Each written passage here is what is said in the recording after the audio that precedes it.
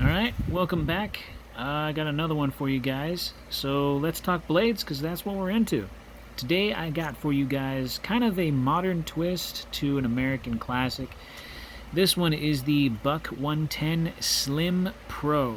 Yes, you can still find this knife on Amazon. The one I'm looking at right now is for $89.99. But that's for the Brown Micarta handle scales. What I have for you today is the G10 handle scales.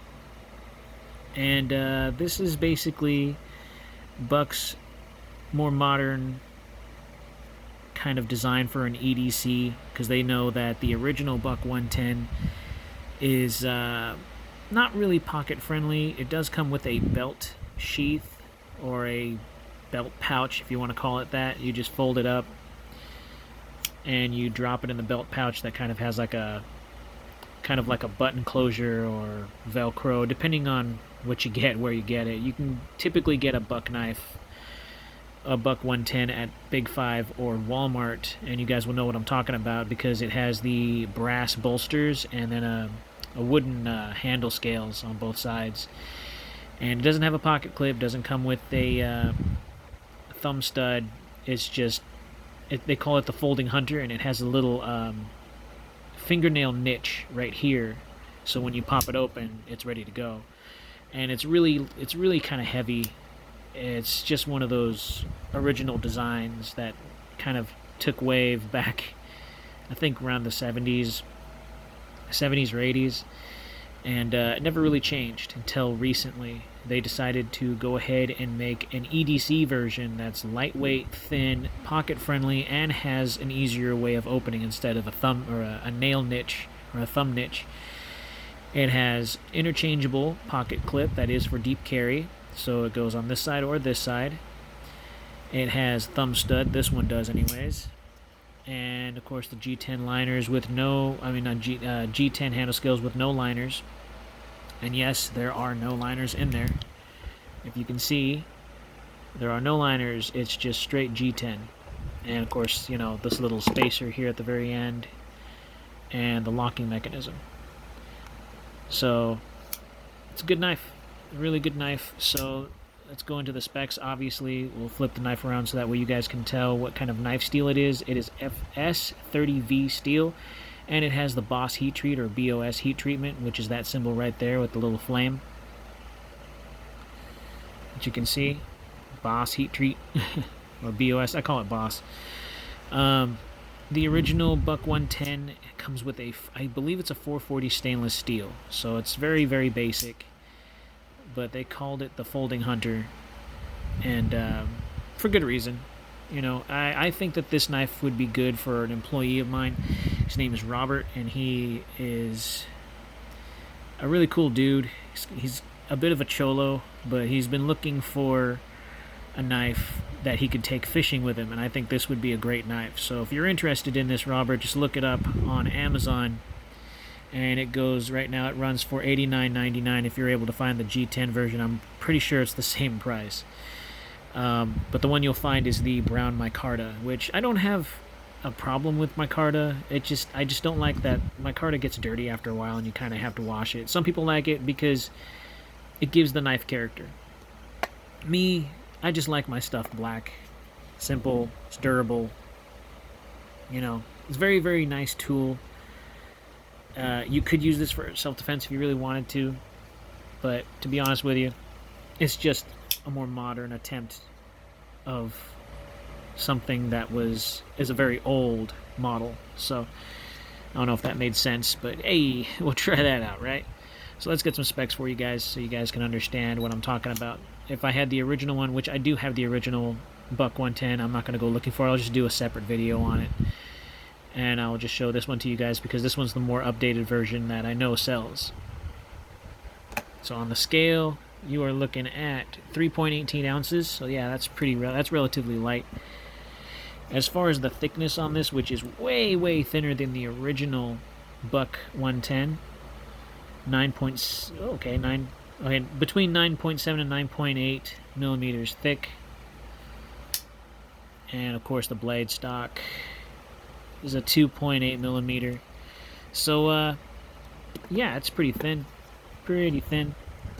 And let me give you guys some measurements on there. Now it says a 3 3 3/4 inch blade. Yeah, as far as cutting length goes, if you want to go like, yeah, that's about right. And from the tip to the hilt, or the ricasso, I want to say you do have at least a 4-inch reach. So yeah, it's pretty decent. The handle's nice and huge too, so you got that extra reach if you really needed it. It's a good knife.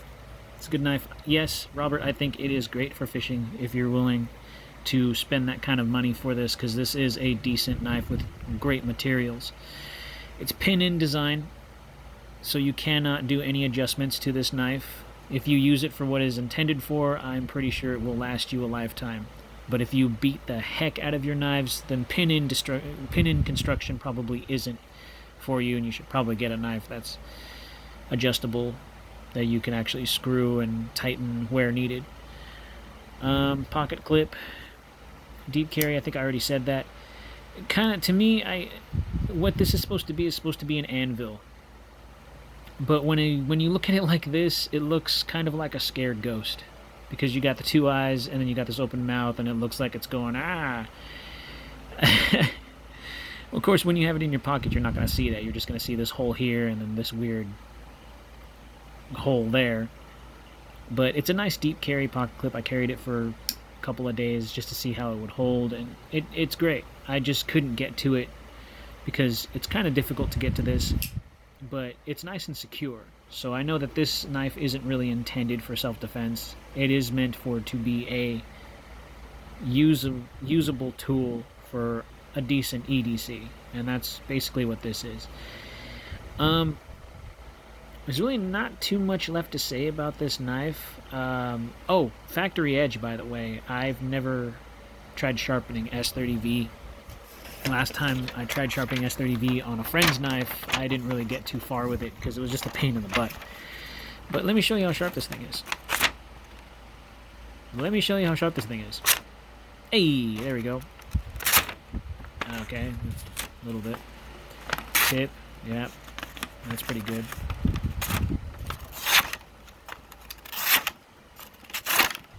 Okay, so I mean, it's, I want to say it's a decent edge. It's not perfect, but it will cut. It will cut. So there's paper. Got a little bit of rope right here, and I think I have some leather somewhere. Yeah, it's pretty decently sharp. Hold on. Try and find it. There it is. Oh, something fell. I'll pick it up later.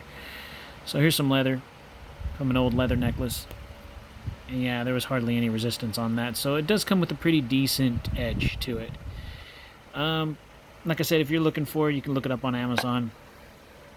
It's a decent knife. If you're going camping and you need something small and you don't want to carry all that weight, this is pretty decent for you. If you're going fishing, I think this would be a great knife for fishing. So yeah, I mean, that's basically my my take on this particular model. There's really, the one thing that really bothers me is that a lot of people said that this knife seems to have some blade play. So I'm gonna check that right now. I only feel blade play up and down, but it's a hair, just like a really slight. It's not exactly side to side, no blade play whatsoever. Up and down, it's you feel it, but it's not bad. Like, I felt it on other knives before that I really liked, and it was a disappointment knowing that you kind of have that. But it feels pretty solid altogether for the pin-in design, which you can't really adjust the pivot or anything like that, but it's still pretty solid for what it is. If you use it for what it's intended for, I'm pretty sure this knife will last you. So, I don't know. That's my take on the Buck 110 Slim Pro. Check it out on Amazon if you really want it. I'll see you guys in the next one. Later.